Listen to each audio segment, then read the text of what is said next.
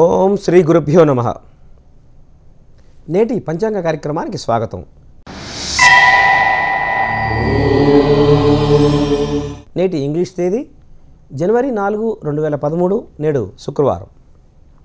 మార్గశిర మాసం బహుళపక్షము, సప్తమి నేటి రాత్రి 9:52 వరకు ఉన్నది. నేటి నక్షత్రం ఉత్తర మధ్యాహ్నం 1:53 వరకు, తర్వాత హస్త నక్షత్ర ప్రవేశం జరుగుతుంది. శోభనము అనే యోగము నేటి రాత్రి 12:49 వరకు ఉన్నది. అలాగే భద్ర అనే కరణము నేటి ఉదయం 10:08 వరకు, దాని తర్వాత భవ అనే కరణము నేటి రాత్రి 9:52 వరకు ఉన్నది. అమృత ఘడియలు నేటి ఉదయం 6:37 నుండి నేటి ఉదయం 8:14 వరకు, దుర్ముహూర్తము నేటి ఉదయం 9:03 నుండి నేటి ఉదయం 9:47 వరకు ఉంది.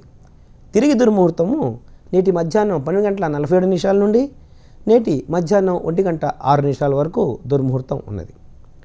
వర్జ్యం నేటి రాత్రి 10:11 నుండి నేటి రాత్రి 11:46 వరకు దుర్ముహూర్తం ఉన్నది.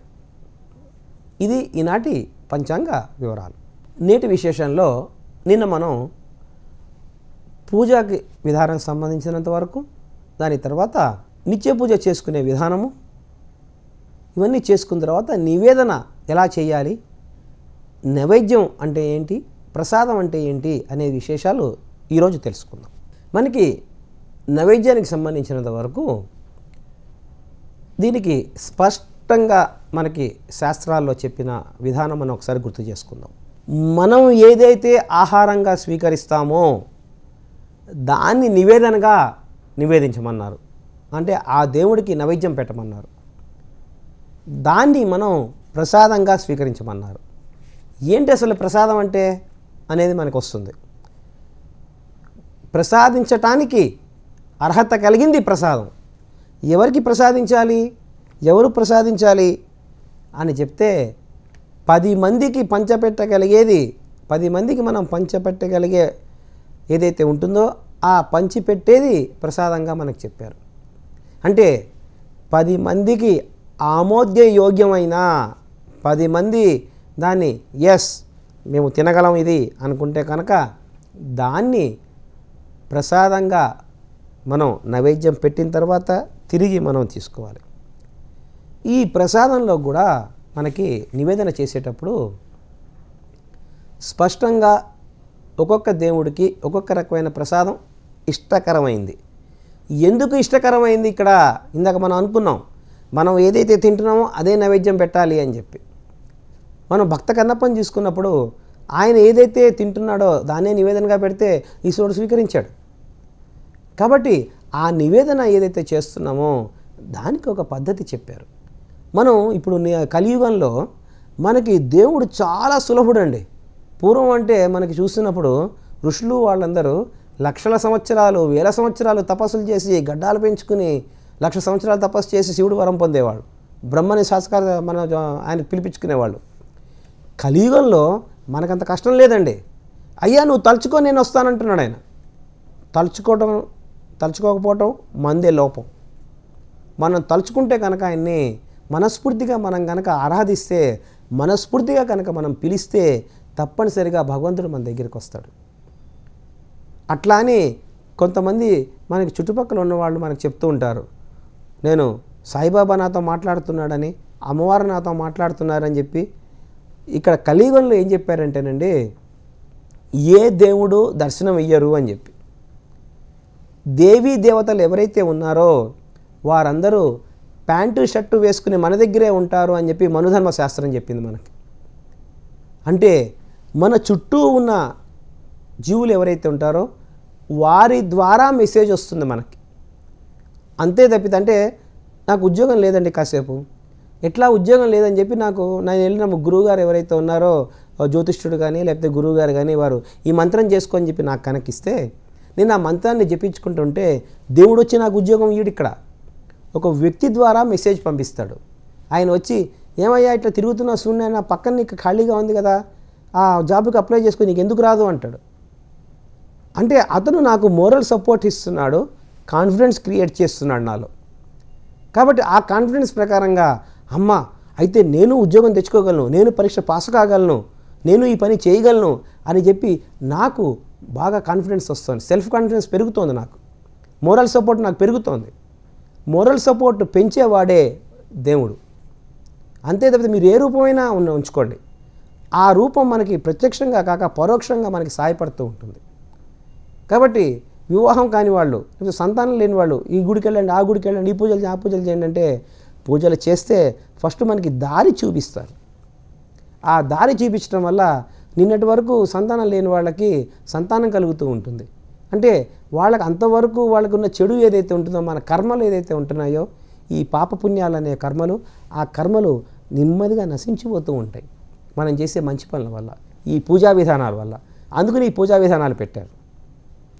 కాబట్టి ఈ యొక్క దేవీ దేవతలకి మనం పూజ చేస్తున్న కామ్యంతో చేస్తున్నాం మనం. అంతే తప్పితే నాకేం అక్కర్లేదండి కొత్తగా పూజ అని మనం అనట్లేదు పొరపాటున కూడా. నాకు ఉద్యోగం రావాలని చెప్పి చేస్తున్నా, నేను ఉద్యోగం వస్తే కనుక ప్రమోషన్ రావాలని చెప్పి చేస్తున్నా, ప్రమోషన్ వస్తే కనుక నా పై అధికారి నన్ను ఎటువంటి మాట్లాడకూడదని చెప్పి నేను చేస్తున్నాను పూజ. అంతే తప్పితే నా ఆత్మ గురించి కానీ, నా జీవితం గురించి కానీ, లేకపోతే ఎదుటి వాళ్ళ గురించి కానీ నేను పూజ చేయట్లేదు. నేను ఎందుకు చేస్తున్నా? నా కామ్యాన్ని గురించి చేస్తున్నా. నాకు పెళ్ళి అయిపోయింది, పెళ్ళి కానంత వరకు పెళ్ళి కాలేదని పూజ చేస్తున్నాను. పెళ్ళైన తర్వాత గొడవలు రాకూడదని పూజ చేస్తున్నాను. అది అయిపోయిన తర్వాత సంతానం లేదని పూజ చేస్తున్నా. సంతానం అయిన తర్వాత సంతానాన్ని మంచి జీవితం ఇవ్వాలి, ఆ జీవితం ఇవ్వాలంటే నేను బాగా సంపాదించాలి, కాబట్టి నాకు సంపాదన కలగజేయని చెప్పి పూజ చేస్తున్నా. అది అయిపోయిన తర్వాత మళ్ళీ ఆ అబ్బాయి అమ్మాయో అమెరికా వెళ్ళాలి, బాగా జీవితం రావాలి, బాగా చదువుకోవాలని చెప్పి దానికి నేను పూజలు చేస్తున్నాను. అది అయిపోయిన తర్వాత ఆ సంతానం యొక్క వివాహం గురించి పూజలు చేస్తున్నా. వివాహం అయిపోయిన తర్వాత ఆ యొక్క జీవి ఎవరైతే ఉన్నారో ఆ సంతానానికి సంతానం లేదని చెప్పి మళ్ళీ పూజలు చేస్తున్నాను. ఆ సంతానానికి సంతానం అయిన తర్వాత మనవరాళ్ళు వచ్చిన తర్వాత వాళ్ళు సరిగ్గా లేదా ఇలా నేను చేస్తున్నాను తప్పితే నా ఆత్మ గురించి కానీ, నా తర్వాత నేను నశించిపోయిన తర్వాత నేనేం చేస్తున్నాను, నేనేం మంచి పని చేశాను అనేది నేను చూసుకోవటం. ఎంతసేపటికి నా బ్యాంక్ బ్యాలెన్స్ పెరుగుతోందా, నాకు ల్యాండ్స్ పెరుగుతున్నాయని ఇవి చూస్తున్నాను తప్పితే నా ఆత్మజ్ఞానాన్ని నేను పెంచుకునే ప్రయత్నం చేయట్లా. కాబట్టి నా కామ్యం ఏంటి ఇక్కడ?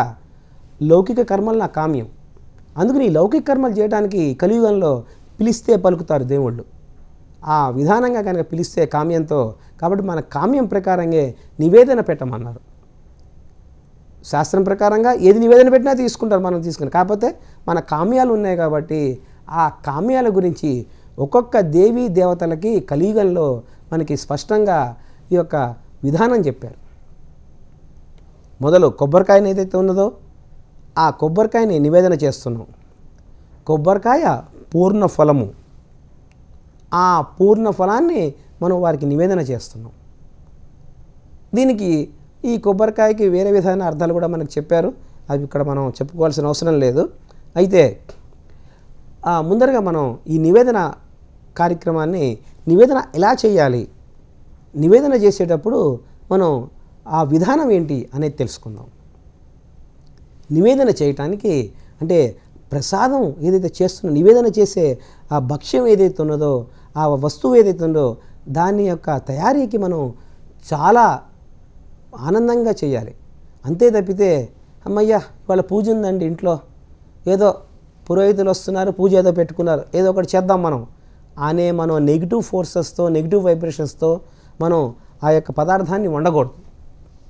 కాబట్టి ఆ నివేదన వండేటప్పుడు మనం ఖచ్చితంగా ఆ దేవీ దేవతల స్తోత్రాలు ఏవైతే ఉన్నాయో ఆ స్తోత్రాలని మనం పఠించుకుంటూ మనం నివేదన వండాలి. తప్పితే ఏదో మనకి చాలా కష్టం వచ్చేసింది, ఈ నివేదన అనేది కనుక చేయకపోతే మనకి ఎవరో కొడతారని కానీ, లేకపోతే ఎవరో మనని తిడతారని కానీ ఒక భయంతో మనం చేయకూడదు.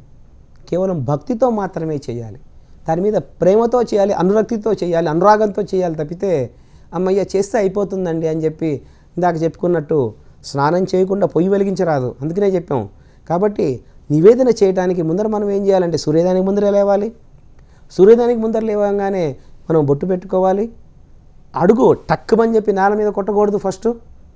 కాబట్టి భూదేవికి నమస్కరించుకుని నిద్ర లేవాలి. నిద్ర లేవగానే అడుగు కింద పెట్టగానే భూదేవికి నమస్కారం, అమ్మ నువ్వు నన్ను మోస్తున్నావు కాబట్టి నువ్వు నన్ను రక్షించు అని చెప్పి భూదేవికి దండం పెట్టుకుని నిద్ర లేవాలి. లేచిన తర్వాత తిలకధారణ చేసిన తర్వాత తూర్పు వైపుకు తిరగకుండా మనం దంతధావనం లేక బ్రష్ చేసుకోవాలి.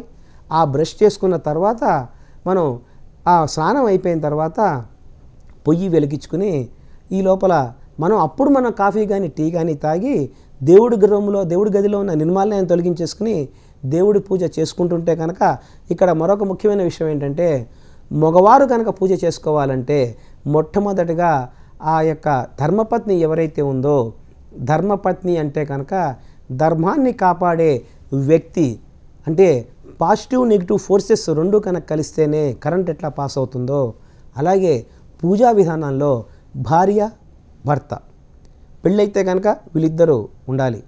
పెళ్ళైతే కనుక భర్త పూజ చేసుకోవాలంటే భార్య ముందర లేచి ఆ పూజకు సంబంధించిన వస్తువులన్నీ అక్కడ సమకూర్చిన తర్వాత అప్పుడు ఆయన వచ్చి పూజా గదిలోకి రావాలి.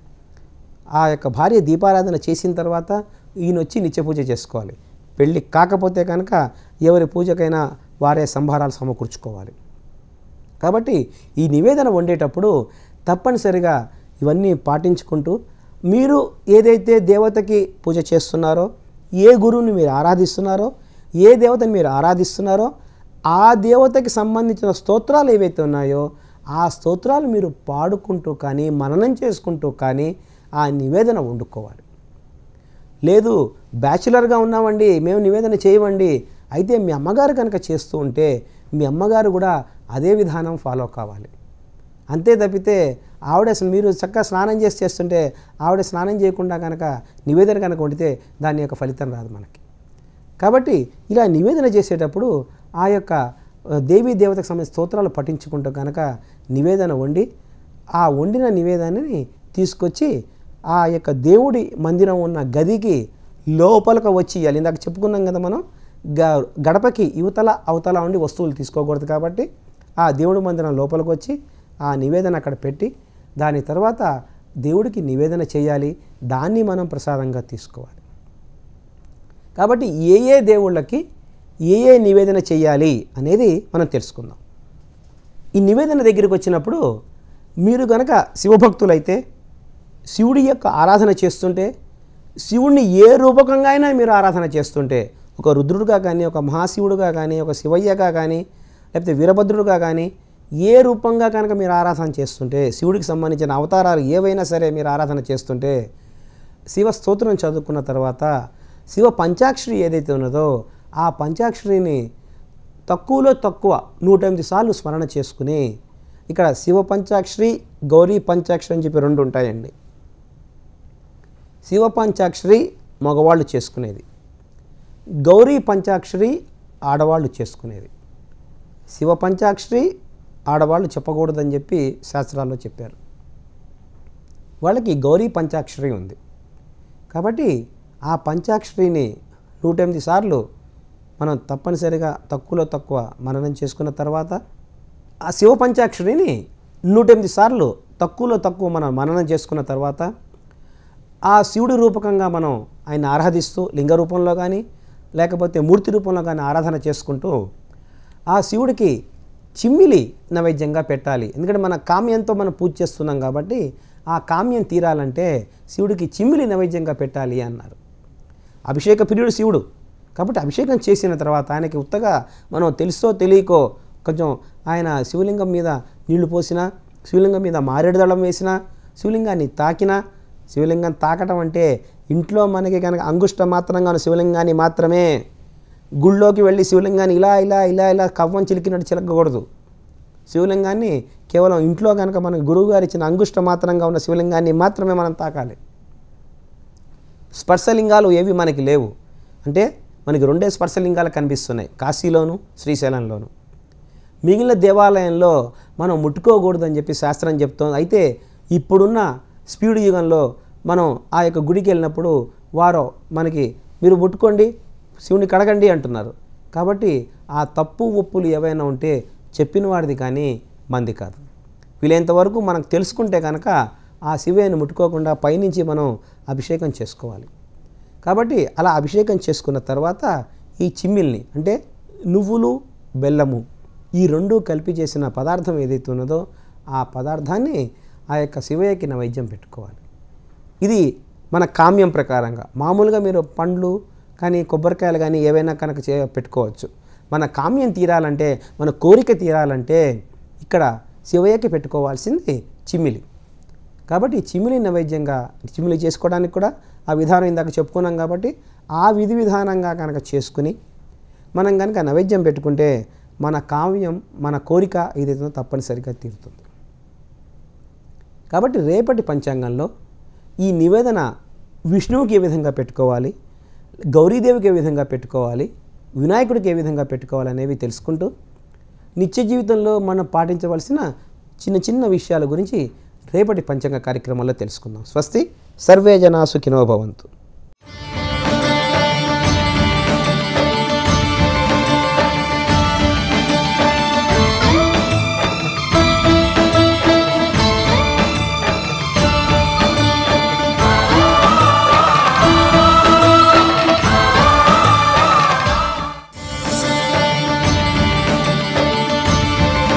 అయ్యప్ప దర్శనం సర్వ పాపహరం, జన్మ జన్మల పాపాల్ని అగ్నిలా దహించే పాశుపతాస్త్రం. కేరళలో కొలువైన అయ్యప్ప దర్శనమంటే వ్యయ ప్రయాసలు తప్పవు. అయితే దీక్షలో ఉన్న భక్తులు పూర్తిగా స్వామిపైనే భారం వేసి సన్నిధానానికి బయలుదేరుతారు.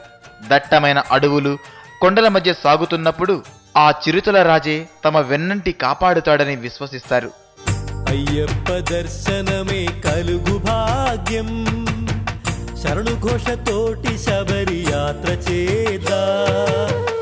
అయ్యప్ప దర్శనమే కలుగు భాగ్యం, శరణు ఘోషతోటి శబరి యాత్ర చేదా. అయితే ఏటా భక్తజనం పెరుగుతుండడం, వారికి తగిన మౌలిక సదుపాయాలు కొరత, ఏటా ఏవో తరహా ప్రమాదాలు జరగడంతో కేరళ సర్కారు వాటి నివారణకు నడుం బిగించింది. భక్త స్వాముల కోసం ప్రత్యేకంగా ఓ వెబ్సైట్ ఏర్పాటు చేసింది. దర్శనం కోసం ఆన్లైన్ క్యూ బుకింగ్ సిస్టమ్ రూపొందించింది. నెత్తి మీద ఇరుముడితోని మా మణికంఠ స్వామి నిన్ను చేర వస్తున్నాము మా మణికంఠ స్వామి. నెత్తి మీద ఇరుముడితోని మా మణికంఠ స్వామి నిన్ను చేర వస్తున్నాము మా మణికంఠ స్వామి. గుండె నిండా భక్తితోని మా అయ్యప్ప స్వామి. శబరిమలై ఆలయ అధికారులు రూపొందించిన ఈ కొత్త పద్ధతి ప్రకారం మండలం దీక్ష చేసుకుని మకర జ్యోతి సందర్శనార్థం వచ్చే భక్త స్వాములు ఆన్లైన్ ద్వారా బుకింగ్ చేసుకుని తమ దర్శనం వేళల్ని ఖరారు చేసుకోవచ్చు. అయితే వీరు కేరళ పోలీసుల వద్ద పేరు నమోదు చేయించుకోవాలి. దర్శనం కోసం వెళ్లే వాళ్ళు ఐడెంటిటీ ప్రూఫ్ తో తమకు కేటాయించిన లైన్లోకి నేరుగా పోవచ్చు. రెగ్యులర్ భక్తులు వచ్చే క్యూలో వేచి ఉండాల్సిన అవసరం లేదు. అమ్మ నేను పోతున్న శబరి కొండకు, అయ్యప్ప దేవుణ్ణి చూసే తండుకు. అమ్మ నేను పోతున్న శబరి కొండకు, అయ్యప్ప దేవుణ్ణి చూసేందుకు. నెల్లిమల అపాచిపాటు కొండల్ని అధిరోహించి ఆపై 12 నుంచి 14 గంటల పాటు క్యూ లైన్లలో వేచి ఉండమంటే చిన్నారులకు వయోవృద్ధులకు కష్టమైన పని. అందుకోసమే ఈ ఏర్పాట్లు చేశారు. దీని ప్రకారం ప్రత్యేక లైన్లలో వారు దైవ సన్నిధికి వెళ్లడానికి వీలవుతుంది. భగవాన్ శరణం భగవతి శరణం, శరణం శరణం అయ్యప్ప. భగవతి శరణం భగవాన్ శరణం, శరణం శరణం అయ్యప్ప.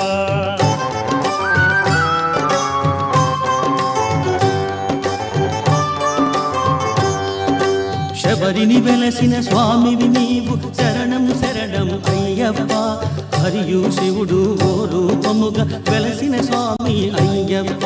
ఈ పద్ధతి ప్రకారం వెబ్సైట్ లో రిజిస్టర్ చేసుకున్న భక్తులు ప్రత్యేక క్యూలో వలియనాథ పద్ధతులకు చేరుకుంటారు. అక్కడి నుంచి లోవర్ తిరుమత్తం ప్రయాణిస్తారు.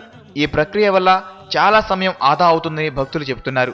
దీనివల్ల ఇతర రాష్ట్రాల నుంచి వస్తున్న భక్తులు నేరుగా తమకు కేటాయించిన వరుసలోకి చేరుకోవచ్చు. క్రౌడ్ అధికంగా ఉన్న సమయంలో మాత్రమే ఈ సదుపాయం అందుబాటులో ఉంచినట్లు కేరళ పోలీసులు చెబుతున్నారు. దీనికోసం ఎలాంటి డబ్బు చెల్లించక్కర్లేదని మెయిల్లో పొందుపరిచారు. అయితే దీనికోసం క్యూ కూపన్, ఐడి కార్డు వెంట తెచ్చుకోవాలని సూచిస్తున్నారు. 15 ఏళ్ల లోపు వారికి మాత్రం ఐడెంటిటీ కార్డు అవసరం లేదని, ఫోటోగ్రాఫ్ చాలని సూచించారు. కనివిని ఎరుగని ధనయోగం, జగములు ఎరుగని జపమంత్రం. ఇంద్రియములనే తలవంచి ఇరుముడినే తన తలదాల్చి. ఇంద్రియములనే తలవంచి ఇరుముడినే తన తలదాల్చి. స్వామి శరణం అయ్యప్ప అని సాగే భక్తుల సందోహం. ఇరుముడి కట్టుతో శబరిమలైకు వచ్చే వారికి మాత్రమే ఈ ఏర్పాటు ఉంటుంది. వీటితో పాటు పలు సూచనలు కూడా ఉంచారు. కొండ ఎక్కే సమయంలో ప్రతి 10 నిమిషాలకు 5 నిమిషాలకు రెస్ట్ తీసుకోవాలని సూచించారు. మరకుట్టాం, శరంగుత్తి, నాదప్పంతల్ రూట్ ద్వారా మాత్రమే ప్రయాణించాలని భక్తులకు విజ్ఞప్తి చేస్తున్నారు. దీని ద్వారా మాత్రమే సన్నిధానానికి ప్రయాణించాలని సలహా ఇస్తున్నారు. ఇరుముడి కట్టు శబరిమలైకి నెయ్యభిషేకం మణికంఠునికి. ఇరుముడి కట్టు శబరిమలైకి నెయ్యభిషేకం మణికంఠునికి. ఇరుముడి కట్టు శబరిమలైకి నెయ్యభిషేకం మణికంఠునికి. ఇరుముడి కట్టు శబరిమలైకి. 18 కోసం క్యూలో ప్రయాణించాలి. తిరుగు ప్రయాణంలో నాదప్పంతల్ ఫ్లైఓవర్ వినియోగించాలి. క్రౌడ్ తక్కువగా ఉన్న సమయంలోనే పంపా నది నుంచి సన్నిధానంకు ప్రయాణం చేయాలి. డోలీపై ప్రయాణం చేయాలనుకునేవారు దేవస్థానం నుంచి రిసిప్ట్ పొందాల్సి ఉంటుంది. పంపా నది నుంచి శబరిమలైకు 5 కిలోమీటర్ల దూరం ఉంటుంది. అయ్యప్ప స్వాములు ఈ సూచనలు పాటించి యాత్రను సాఫీగా చేసుకోవాలని స్టూడియన్ సూచిస్తోంది. నెత్తి మీద ఇరుముడితోని మా మణికంఠ స్వామి నిన్ను చేర వస్తున్నాము మా మణికంఠ స్వామి. నెత్తి మీద ఇరుముడితోని మా మణికంఠ స్వామి నిన్ను చేర వస్తున్నాము మా మణికంఠ స్వామి. గుండె నిండా భక్తి